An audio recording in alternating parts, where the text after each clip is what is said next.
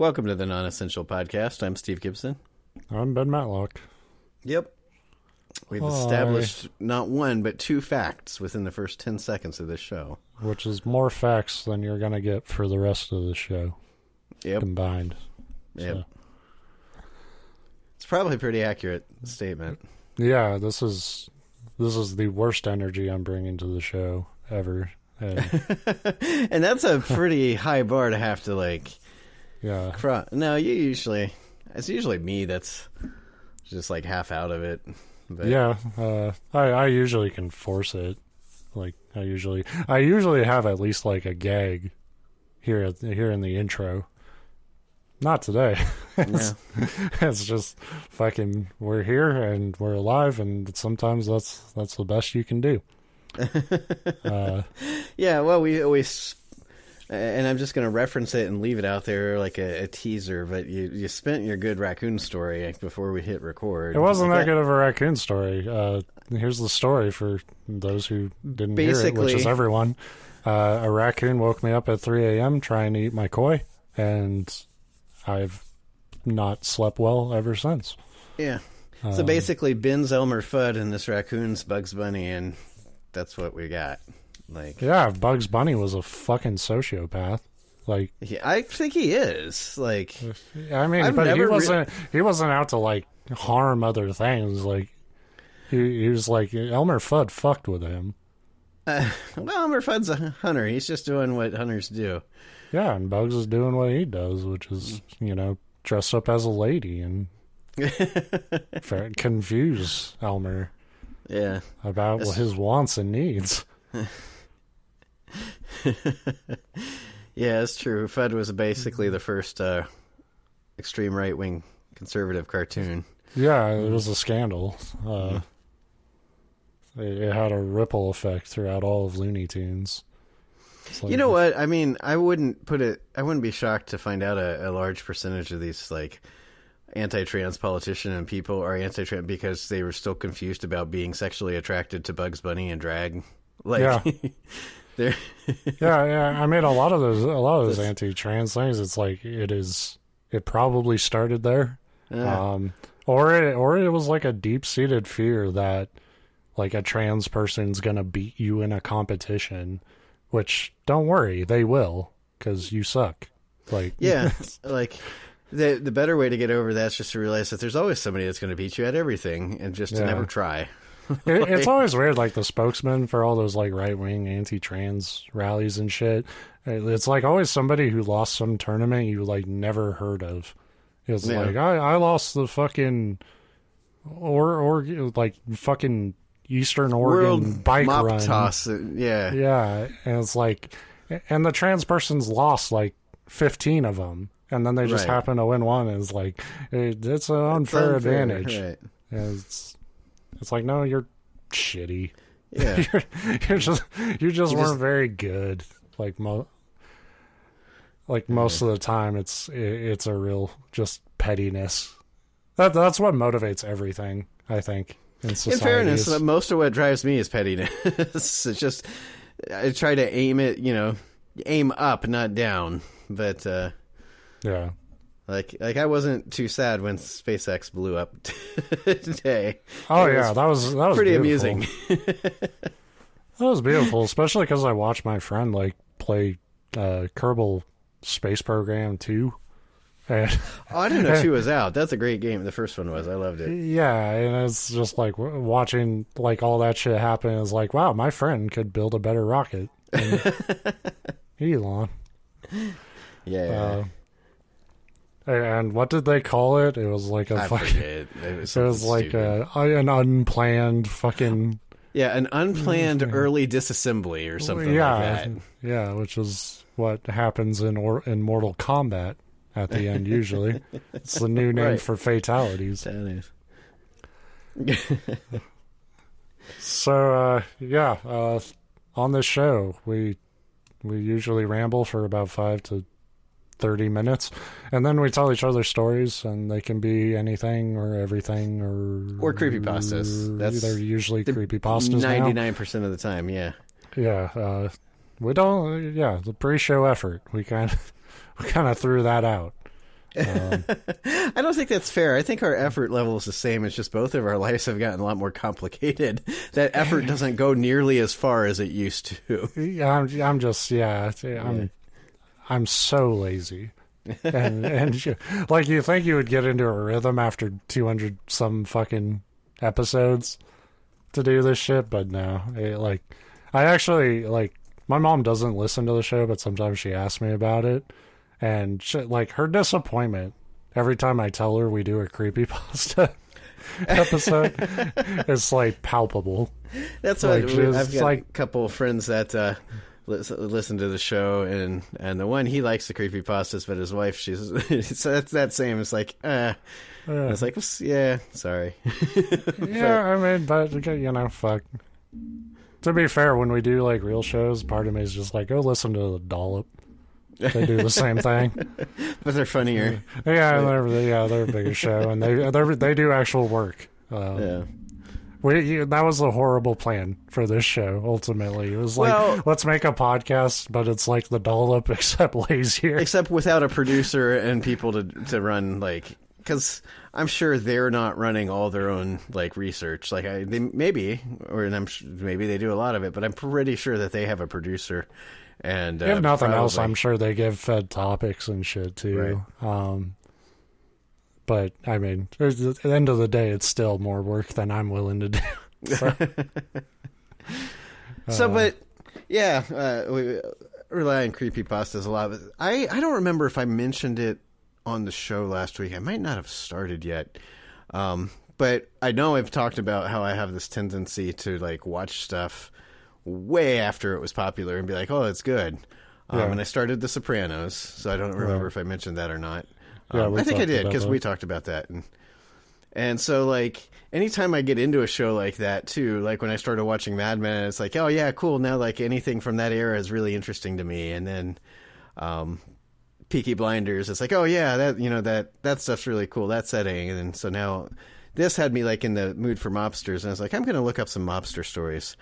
That was too much work. A lot of mobster stories are as interesting as they are, just like Joey Two Shoes Belushi, like, killed a bunch of people, and then he got blown up in his car, and it's like, okay. Like, there's like great books about mafia figures, but that seems to be like the only way you can like really tell their story and do it justice. Yeah. Or else you're just like listing a list of like crimes that and you can still come across. We've done a few. There's material out there, but it's tough. Like, because a lot of the like names you come across, they're famous for like the one murder or like the one hit that they did, and you're like, okay, so But I did come across a list of like. It's on Ranker, so I've heard of Ranker before. I've not really used them for sources, but it just like lets their readers like rank stuff. And it was like a list of names of like the funniest. I don't know if they necessarily. Yeah, they say funniest like mobster like names, because we always make fun of that. Everybody makes fun of that. And now this isn't my topic. It's just the top one, at least right now, is by far my favorite. It was Joseph Joe Bananas Bonanno. It's like, so his Joe nickname Bananas? is Joseph Bonanno is his name, and so his nickname was Joe Bananas. It's like, well, that's basically his name, so like, but can you imagine? I don't like just Joe as a mafia nickname. I feel like you need to be Joey or Big Joe. Yeah, or Joseph, like Joseph would work, but yeah, Joey is the. Or Big Joe Bananas or Little Joe Banana. It needs something. Like, Joe is pretty plain. But Smoking Joe Bananas. That's what I love about that is, like, I mean, he must have worked his ass off to be a mobster, because part of being a mobster is being able to intimidate people. And, like, how do you intimidate and be like, you don't want to make Joe Bananas mad?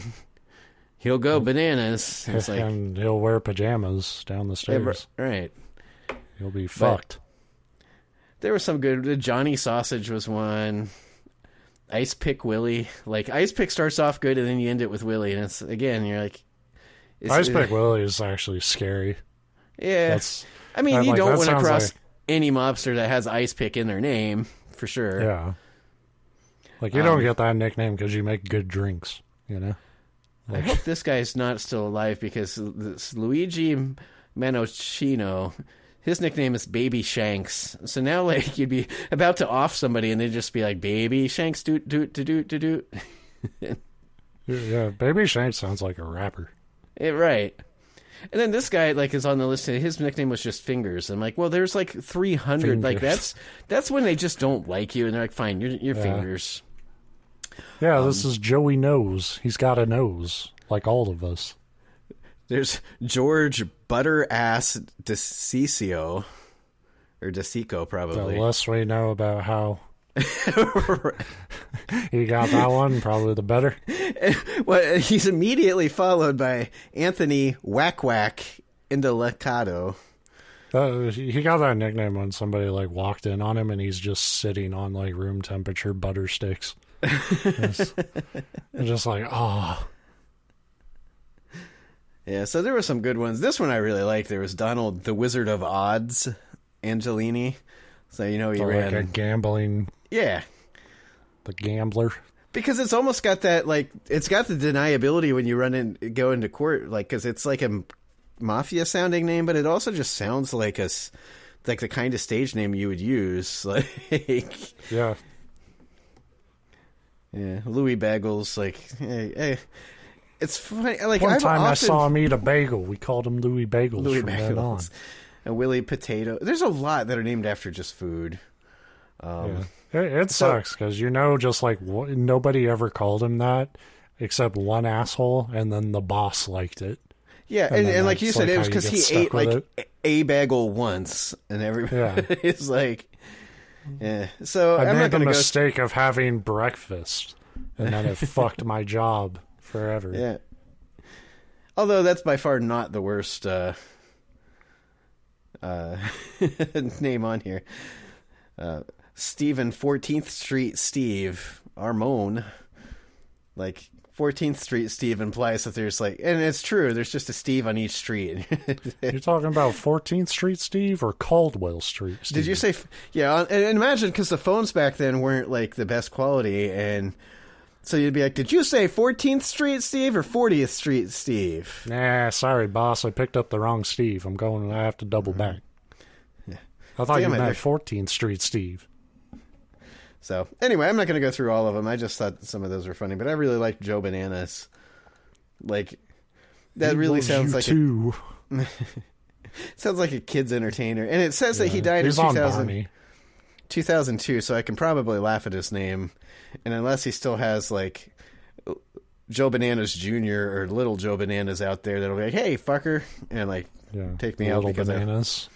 I imagine he didn't get through his whole mobster career without somebody laughing at the name Joe Bananas. Like his nephew, Nicky Plantains, is coming for you. He's the short one, and he was the runt of the family. Yeah. Do you think it's because, like, every time, like, after they committed a crime, he said, this Joe Bananas is gonna split? Boo. Boo. Yeah, well, I mean... No, that's what somebody in the mob's gonna kill me for. They're like, you can laugh at his name all you want. That pun, fuck you, you're dead. Yeah. The name was funny enough. I just pissed off the Chiquita crime family. Yeah. Anyway, so like I said, that has nothing to do with my topic, but I'm wasting time, and I don't know why, because this story might be long. I don't know. I literally didn't have a topic until I came downstairs to get ready for the show. Yes, the Ben special. So it is a creepypasta. I'm glad you see you've mastered my art. Yep. This one has, the title is basically the first paragraph, because the story is called 6 Years as a Cop, but I've never seen anything like this. Which is a very long title. That's a fucking Microsoft Bing article. Right. It's like... It's going to be like 47 slides. Like, and that was just an ad for TurboTax or some shit. But this one was written by JPScrawlings. So, and it's written as like a series of online posts, like the good old-fashioned creepypasta. Yeah. So here we go. Throwaway here, as being a cop, I don't want any of this to come back and bite me on the ass. I'm not sure who I can talk to about this. You tend to find us cops don't really talk about the job too much. which is bullshit. Every cop I know, yeah, that's all they talk ever. about. But like, I had a friend at, like, when I worked at the grocery store, and he was a former cop, and he hadn't been a cop for decades, and that's all, like, we ever talked about. right, That and and it's football. because you have some good stories generally. But Totally. anyway, so I thought the anonymity of the internet would help me get it out there, because that's another thing too. Cops tend to seek out getting stuff off their chests. They're well known for healthy coping. Yeah, well, firm believers in the talking cure. There's an address I had to visit today. It's been on the radar for the last week, but as the call was only regarding noisy home improvements, it had been bumped down the priority list, staffing issues and all that, until today. The neighbor called in a panic. Seemed like the noisy home improvements had turned into noisy domestic violence. I can't help but kind of half read this in like a corny, like, CSI voice. Yeah, like one of those, like, Law and Order spin-off shows that didn't even make it halfway through the season. Yeah, because they weren't like trying really. They were just like, but that's kind of how, at least for the Yeah, if parts you're that gonna pay us for another one, we'll make. That's just how the parts that I read anyway were written. I loved that line. Noisy home improvements had turned into noisy domestic violence. So, yes, the lost episode of Home Improvement. Or the noisy sounds of Home Improvement.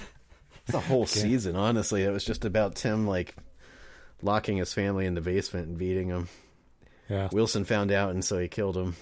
Yeah, who can forget when Wilson found the family tied up downstairs, and our good friend Tim flung a pickaxe into his stomach. Yeah.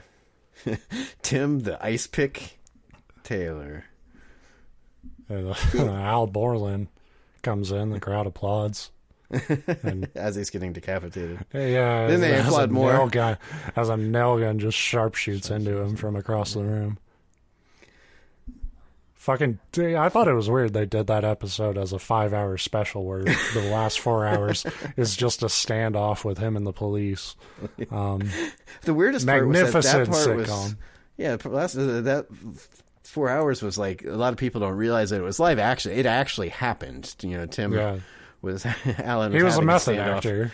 Right. He insisted. He didn't tell Wilson that he swapped the pickaxe for the real thing, because he said, and when he was being hauled away, he just kept mumbling about the importance of authenticity. Yeah. So, yeah, Tim Allen, yeah, national treasure. A lot of people knew he had a criminal past. They just didn't realize that was part of it. Yeah.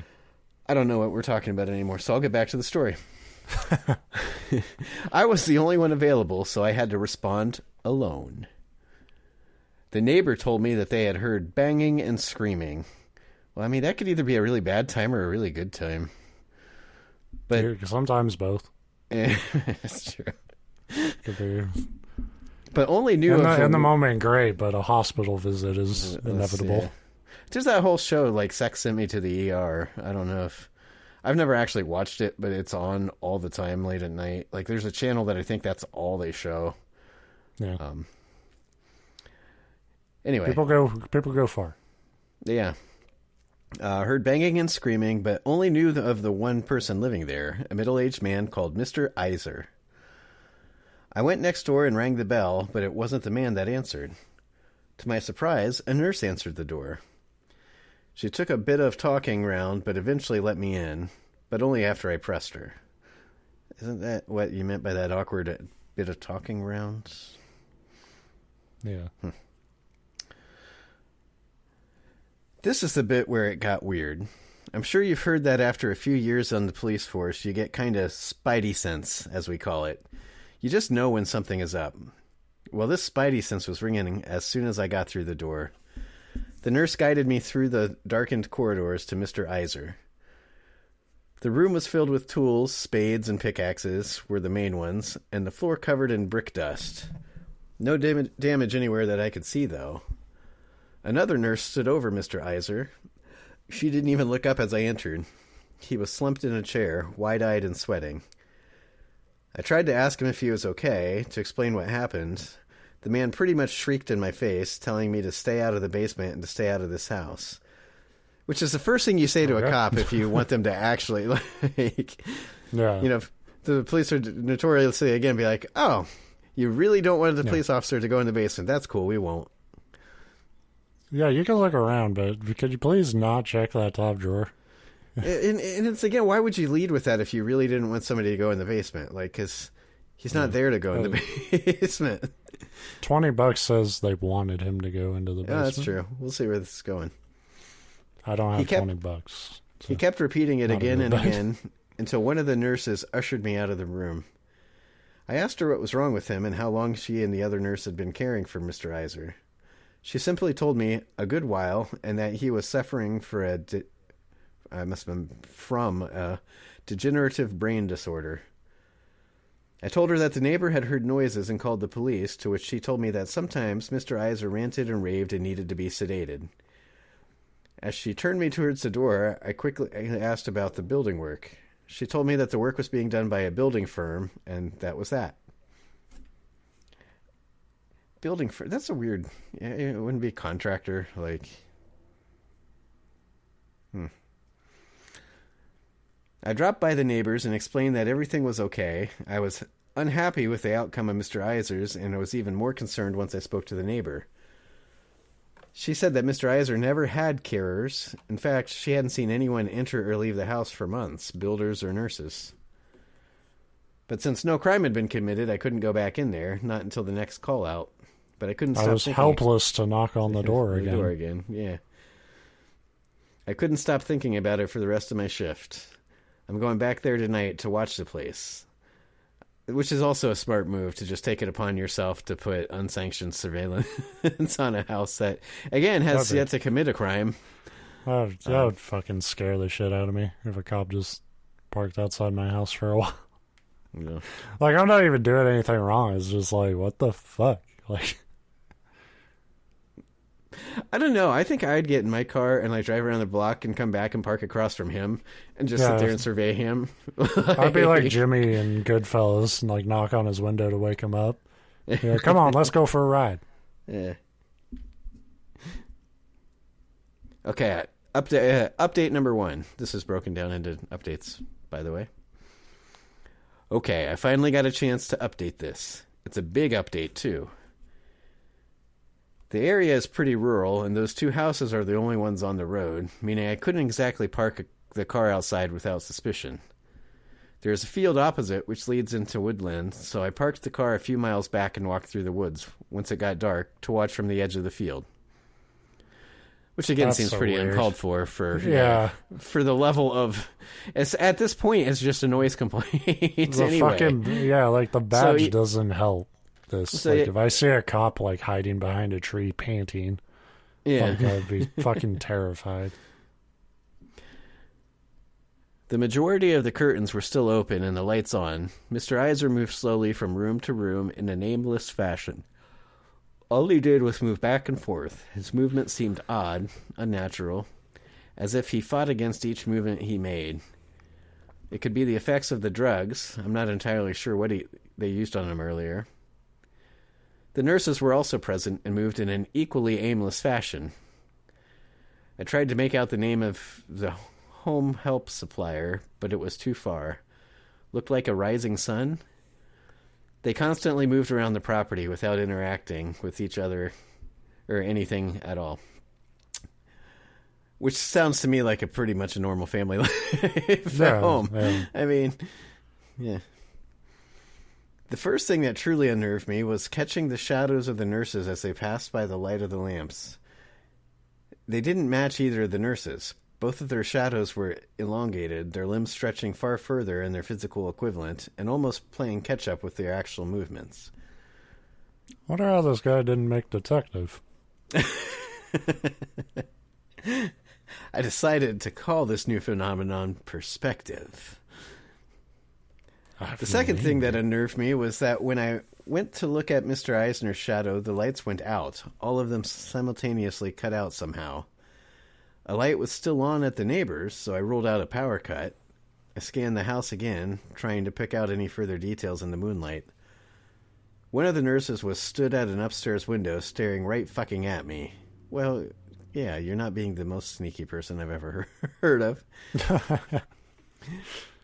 There was no way she could have known I was there. It was full dark and I was well hidden.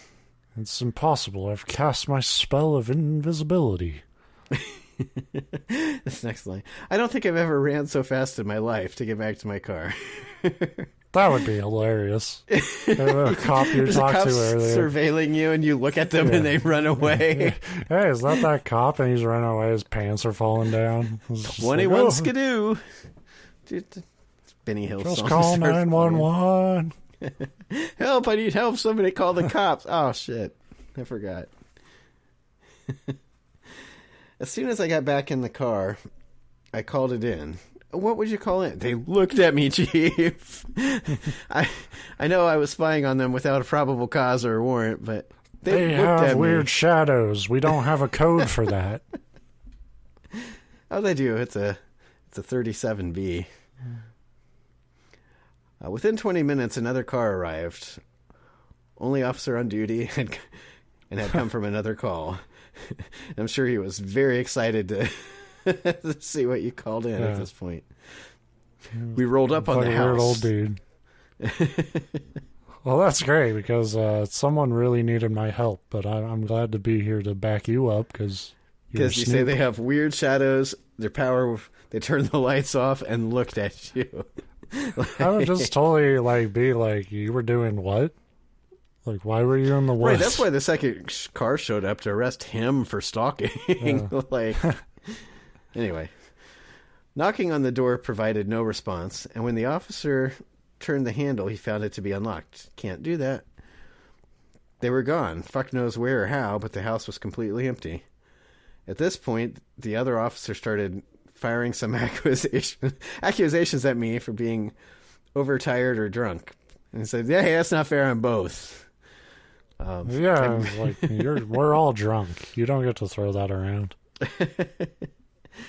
I managed to convince him otherwise. I'm exhausted right now, but I know what I saw, and told him about the basement. The door was changed shut, but a quick use of bolt cutters opened it. Yeah, it's a standard issue. Once you're working your beat, they give you a giant pair of bolt cutters to strap to your back. Well, you can. They double as a nightclub. You can beat people with them. Yeah, it's amazing what you can double as a nightclub. They teach you it all in the academy. Uh-huh. The best is one of those long cream-filled donuts because then you get a donut afterwards. Like, if you're attacked by somebody in a wheelchair, you can simply flip them out of their wheelchair and turn their wheelchair into a club and use it. If you're really backed into a wall, if there's multiple men in chairs. It's a secret that they don't really want to get out to the general public. And I know because I've been through the academy, but almost anything can be used as a club if you swing it hard enough. So keep that in mind, kids, if you need to club somebody. A lot of options out there. Anyway, so they... Blunt force trauma. It takes many forms. This message brought to you by Blunt Force Trauma. I love those commercials for like plastic or something. It's like, who is this commercial for?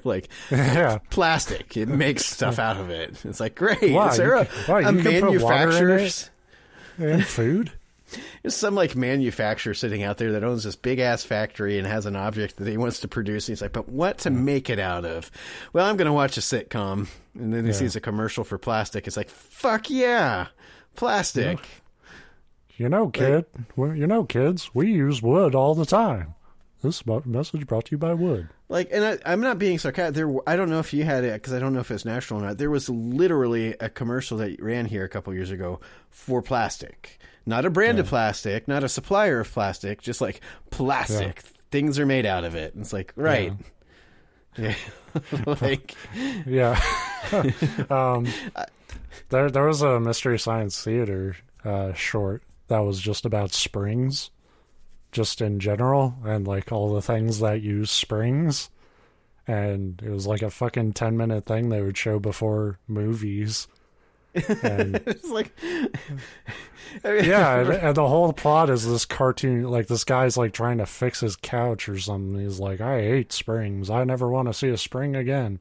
And then this cartoon spring appears, and he's like, oh, great, your wish.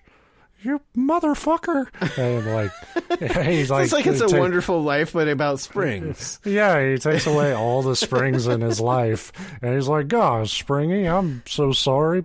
Can't we call it off? And he's like, okay, but if you do that again, I'm going to kick your ass.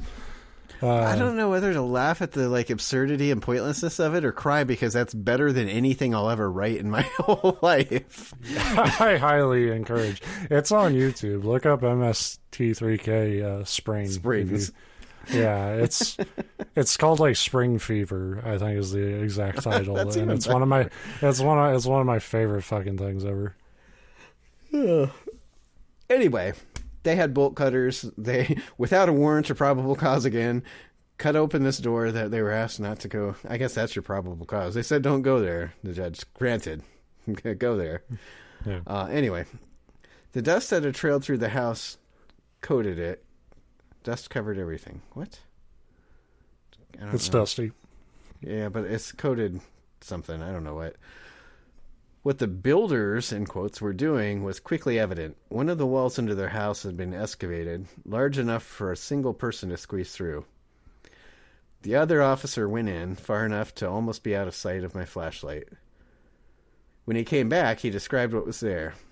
It opened up into a slightly larger room with a hole in the center. Where the hole went, he couldn't tell, as it was too dark and too deep. We secured the property and made trails for office. What?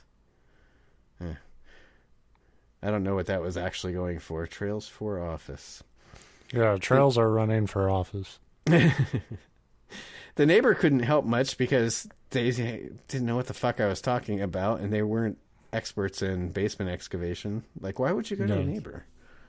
Yeah. Is this your tunnel, sir? So what we've now got is a missing person, which has been briefed to the department and should soon be out with the media. Can you even classify them a missing person if nobody has reported them missing? You're just like, they were there and then they left their house. Like, he's just at the grocery store. Yeah. As for the hole, the area where I live has a rich mining history, and God knows how many old tunnels are left down there. Looking at old records, a shaft does run nearby, but we don't have the equipment to go down there. A rope or a ladder. We carry bolt cutters everywhere we go. But the department has called in a cave rescue team to go down and scout it out for us. Until they arrive and come back with something, I'm sat on it until more details come back in. This author uses some interesting, like, phrases and wording. So I kind of wonder if, like... It is kind of... But to be fair, it is kind of written like a real forum post. Where there's just, like, random sentences. Like, what the fuck is he saying? When I hear about either the missing Mr. Iser or the results from the caving team, I will update accordingly. Until then, stay safe, everyone. Well, we're not there. Right. Just in general, I guess. Look out. Yeah. I'm a member of this forum that he's posting to, and it's like, well, fuck, I was just about to go ride my unicycle down the freeway while I juggle chainsaws drunk. Fuck it, I'm still doing it. Thanks, Officer Bob. Update 2. Just a very quick update to keep everyone in the loop. Cave team are currently on their way, about 6 hours out last time I checked. The local news have broadcast the details of Mr. Iser this morning, and it's working far better than expected, and not in a good way. Well, then it's working far worse than expected. Yeah. Yeah, well. It's exceeded all my expectations. I'm so disappointed. In a bad way. Yeah. I maybe this is written by Elon Musk and or whoever wrote that SpaceX. Yeah. It's working far better in a bad way. Anyway. The department is currently receiving waves of panicked callers saying that they've spotted Mr. Iser and the nurses. The problem is that we are receiving 10 to 15 calls at a time in completely different parts of the local area. Officers are currently out responding. Now I like to just picture these officers just driving in fucking circles. Yeah. I'm on my way to one too. I don't know what is going on, but current theories are that it could be a mass psychosis. We're beyond busy, but I will update as soon as I possibly can. I still love the idea that this guy just left his home and he's like running errands around town. So he like picked up his dry cleaning, but by the time they get there, because there's only like 2 officers, he's at the grocery store. Just went like a little bit out of town, like maybe for a weekend with friends or some shit. And you come back and everybody's like, not only that, they found your little shit pit. Yeah. And you got to explain that. My plumbing broke down and I was embarrassed. I found this hole. I've been shitting in it. That's why I didn't want you to go down there. It's embarrassing. Yeah. When you're an old man, sometimes the toilet breaks, okay? I mean, I get it too. Like, maybe it's just like, I wish I had a bathroom in my basement. I work out down here, and there's some times where a trip like across the basement would be much preferred to having to go all the way upstairs to the bathroom. I get it. Like, if you had a convenient shit pit, I would use it. I would not, because that is very gross. It depends where it goes. Yeah. Well, you know it would come back. Shit always comes back. I know. It doesn't just go away. Like, well, that's not true, too. It could. Like, it flows. You're shitting literally into the town's water supply. Like... I'm pretty sure it's like a Buddhist philosophy, like yin and yang shit, where it's like, you know, any shit you give comes back to you in equal fold. I thought you were gonna say like it was a Buddhist like phrase, literally like, don't shit in mysterious pits in your basement. Yeah, don't. Like, don't that's shit oddly pit. specific for. Yeah. Don't shit in a pit. We got another update. It just came in. No, it didn't. Update 3. I don't know how to describe what just happened. The only word I can think of is madness. I attended the house of a young couple who reported seeing Mr. Iser and the 2 nurses. I turned up expecting them to tell me they saw them pass by the house, but the couple are out of their minds telling me they were in the house. The young lady said that she heard a rhythmic humming coming from their back bedroom and went to find out what it was. She said the old man was crouched in the corner with the 2 nurses stood beside him humming. She called her husband, but by the time he ran from one side of the house to the other, they were gone. The pair of them were wild with terror. I told them to stay... Wild with terror. It's... I don't know why that phrase like makes me laugh. Wild with terror. We're going crazy. It sounds like something that they would have put on a billboard for a haunted house in like the 90s. Totally, like a Halloween theme park. Yeah. I told them to stay put in the house, the safest place, the place where you saw the intruders. But their bags were already packed, which is probably a better idea. Yeah.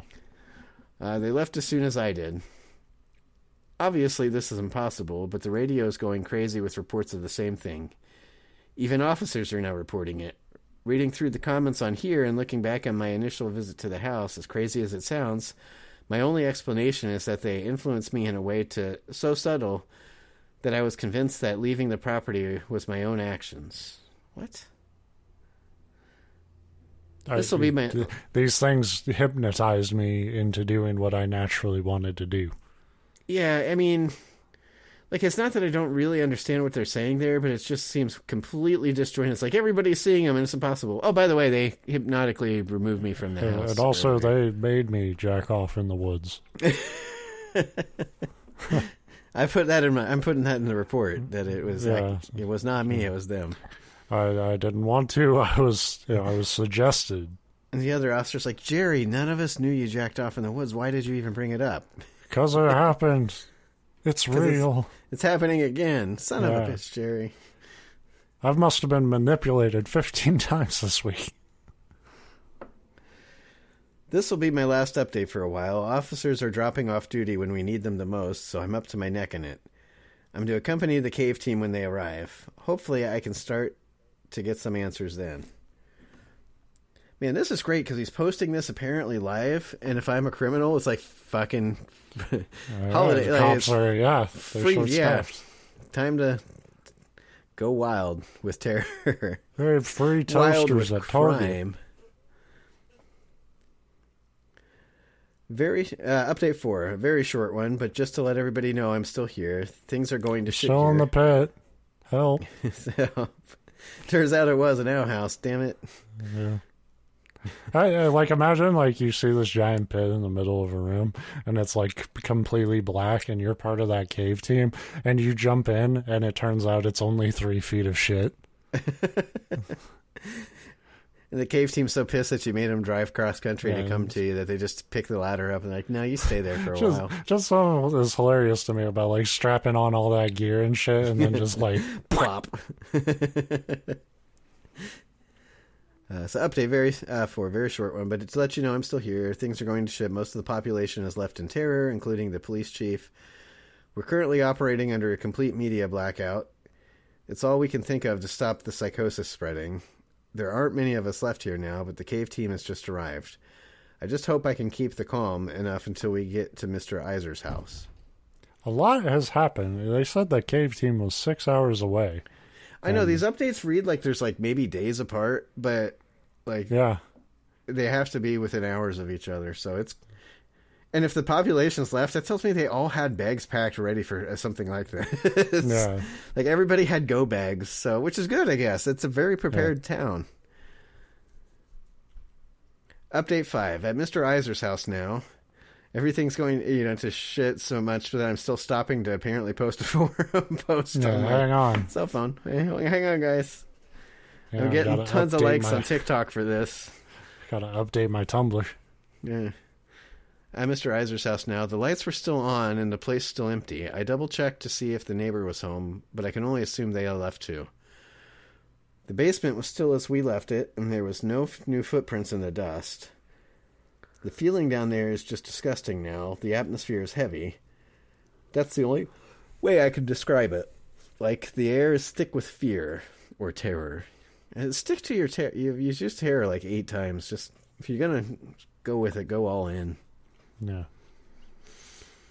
It feels like something is pressing on my shoulders, trying to crush me into the earth. The cave crew wavered at the top of the staircase. I had to practically beg them to come down. They're down there now.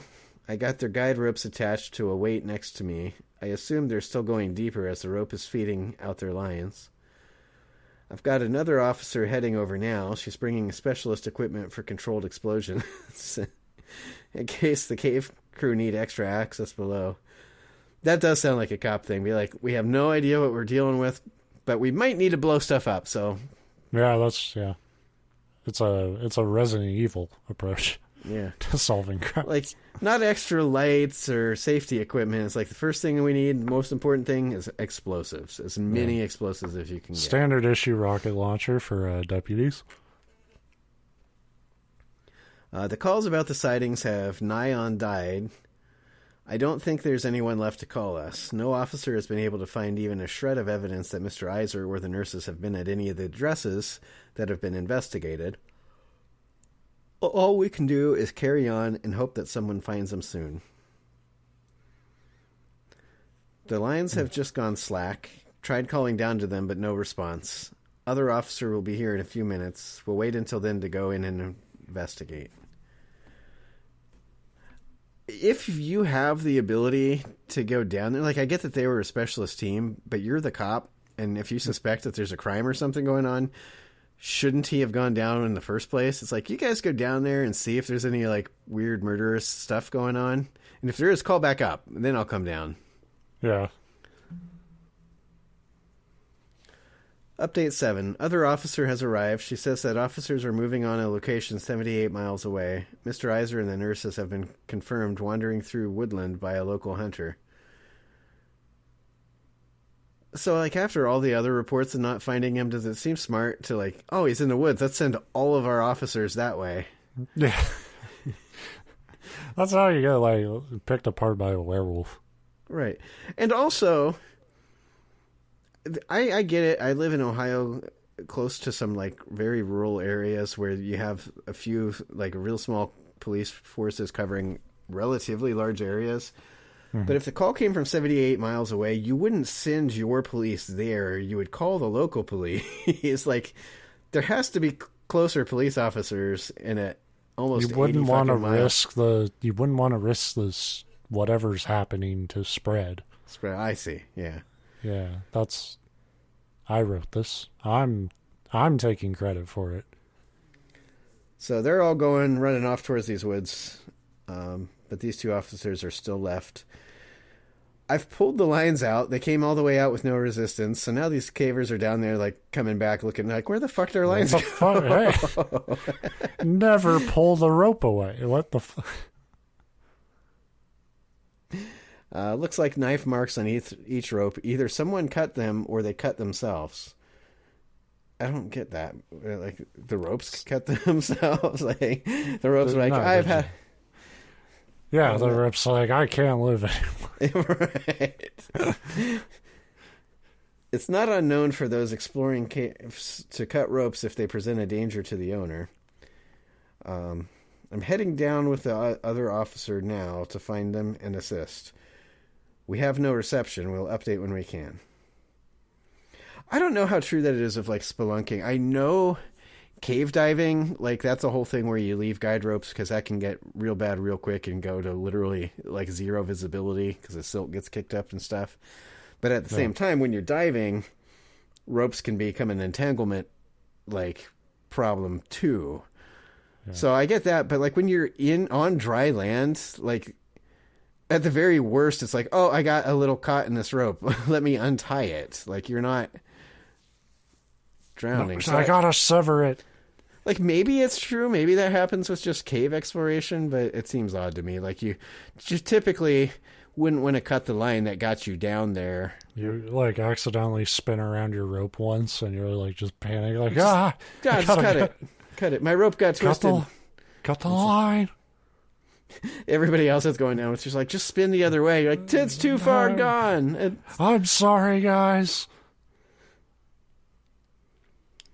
Update 8. Whatever is going on down there, I'm glad to be out. We followed the footsteps of the cave crew as they descended the shaft. The deeper we went, the more the air seemed to throb. That's the closest words for how I can explain it. So it's they found a rave down there. No. The cave crew, and that's the name of the band playing. We're the cave crew. I like the idea that's what the old man was humming when he was in people's houses. Yeah, boom, just boom, boom. People are like, I gotta get to that show. Right. They're not running away. They're going towards it. Those are some sick beats, man. Are we all out of Molly? Molly X. I forget what went on in all those clubs. It's been a long time since I frequented those kind of establishments. Blah blah blah. The cave crew are dead. I don't know what happened. Well, good, neither do I. But it looks like they cut their own ropes, then started into a sprint down one of the side shafts. After about 100 meters, the floor had collapsed into another mine below. They were crumpled at the bottom. Whether it was deliberate or an accident, I don't know, but something either chased them or made them do it. We're currently tooling up to go back down and follow the shaft further. Why? Yeah. At this point, you just call it a loss. Tell the cave crew's family, be like, we don't know what happened to them. They never showed up. We've been waiting, but they didn't get here. I wonder, like, did you ever see Barbarian? No. I think it came out last year. It's a really good horror movie, but there's kind of like a basement tunnel setup. And everybody, it's always that horror movie thing where people, like, go down the fucking tunnel you shouldn't go down. And I'm wondering, like, there should be, like, a official protocol that if there's a spooky tunnel, you just dig it up. Like, you don't fucking go down it. You excavate the entire property. Yeah. Until I mean, at the very least, I think I would just there's at least a chance of a monster. I think, as I said, at the very least, I'd camp out at the opening of the tunnel and wait for whoever's down there to just come back to me. Yeah. But no, whatever. So we're currently gearing up to go back down. There's something down there, and I think it could be the key to whatever's happening. My head is pounding from the atmosphere, but perhaps tonight this could be over.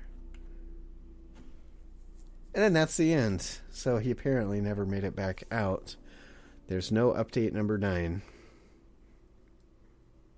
He probably fixed it. Probably. I mean, that's my assumption. The best stories lead it up to the reader to come to their own conclusions. And I think if you put the... He seemed like a damn good cop. Right. And the individual events in the story seemed like maybe they were going bad, but if you put them all together, I think it was drawn to a happy conclusion. Yeah. I mean, it was him and a female cop. They found love while they were down in the hole. They got married down in the hole. They had kids down in the hole. They're hole people now. They just live there. Yeah, they play that song, "Looking for Love in All the Wrong Places," came on while they were in the ship pit, and Well, now I'm picturing Alice in Chains up in the blooming basement on the battlefield. Picturing Alice in Chains up in the basement, providing the soundtrack as these people go down to their desks, just singing "Down in a Hole." Yeah. Down in a hole. Boom, boom, boom. That's the dubstep remix. So. Okay, well. Yeah. Don't know how to feel about that one. I like that I've managed to find a creepypasta that does what my real life stories do that pisses you off and doesn't give any kind of ending. You are a master of, no, it's open for interpretation. One of the actual topics I came across that I thought about doing and ultimately didn't was one of those mysterious murder cases. And that's one of the reasons I didn't do it is because it would have ended up being too short. There wasn't. It was a weird situation, but there wasn't a lot to it. But it was very much that they're they found him murdered, and they have no idea why or who did it, and there's no leads and no way they're ever going to find out. The police have basically literally said in the case, it's not a story, it's a setup. They said the only way we're going to solve this is if somebody tells us what happens, because there was no evidence. I guess because this hasn't run on long enough, the brief synopsis was a guy in Canada started acting weird and paranoid and took out all his money and some stuff he had in a safe deposit box. It turned out to be gold bars and silver. Who the fuck owns that stuff? But he would just but all he would tell his mom is that some people were spreading rumors about him, or somebody was kind of after him, but he wouldn't explain.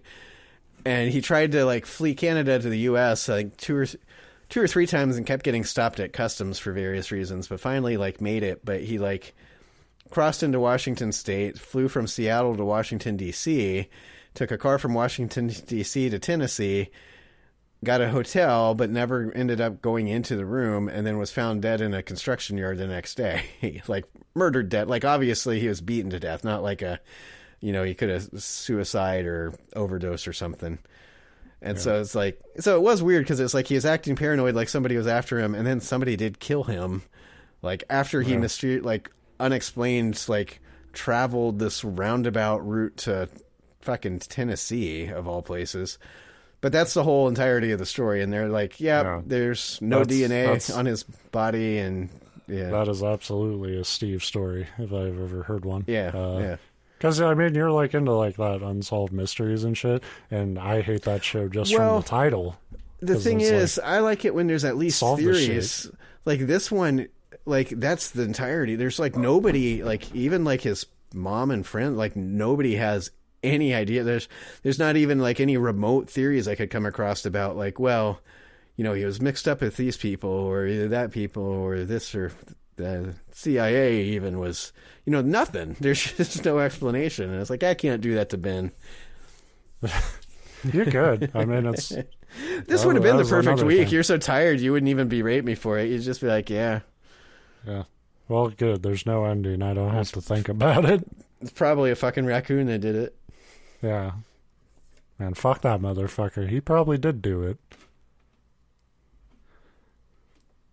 find out the guy's last name was Coy. I'm gonna have a fucking 9-page hunting a raccoon message board update.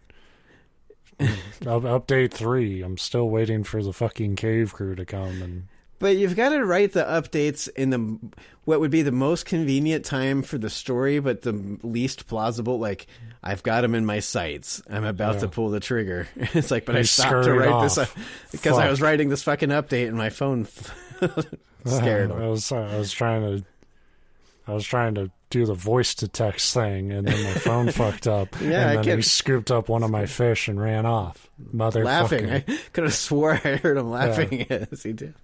Yeah, final update. I'm going to become the Joker. And that's the end. Yep. So, I don't know. I don't have too much criticism of this story one way or the other. It's interesting. It's just kind of that thing of like, I mean, I'm glad it didn't do like kind of the cliche like, final update. What have I unearthed? It's coming to kill me. Like, if you're reading this, stay away from the basement. You know, that kind of thing. Like, but it is kind of a weird, and maybe that's the point. Maybe it's supposed to be kind of ominous. Is like, I think I can fix it, and then you don't ever hear from him again. It's pretty funny. Yeah, because I'm curious how many, because they're out there, like much less like paranormal, but just normal. Be like these home improvement message boards were like, guys, how hard is it to fix a foundation crack? And then the last post is, I think I can do this. Like, I don't have the right jack that you're all recommending, but I think I can jury rig this. And then no more posts. And it happens. Like, in fact, it's probably how I'll go. I'll have one stupid tweet joke referencing something I'm about to do, and that thing will be the death of me. Yeah, totally. I always thought that was kind of how it would go. It's like, hey, I'm going to go check on my koi, and then, like, they find me in the pond. Yeah. Face down. Like there's some a tiny arrow from a little raccoon bow in my back. I was just picturing them doing the whole CSI thing, being like, there's some defensive wounds. There's some hair under his fingernails. It's just a raccoon. That can't be the culprit. And it totally is the culprit. Like, but he, garroted you. He didn't. No, what will happen is I'll kill the raccoon, and then I'll be, like, looking at the body, and then I'll hit the raccoon will have some piece of evidence that'll reveal the koi where the killer's all along. But by then it'll be too late. Too late. And they jump me. So that's the show this week. Thanks for the story. Who was the author? Oh God! Don't ask me that. It was JP Morgan. JPScrawlings. Yeah, bank. Where home interest rates are at the lowest since they've gone high. They're at the lowest of this shit pit. I don't know. JP Morgan's going to say they might have good interest rates. I don't know anything about JP. No, they don't. They can't. Yeah. They're probably not. They're one of the, they're like bank. They're fucked. And they're one of the biggest ones. You're not getting no favors from them. JPScrawlings was the Scrawlings. I love that name. Yeah. I do too. That's a legit author name. Thanks for letting us steal your shit. Yeah. And we'll be back with more stuff next week. Ciao. That sounds like a threat every week when you say that. That sounds we're fucking coming for you every week. And one day we're gonna get in.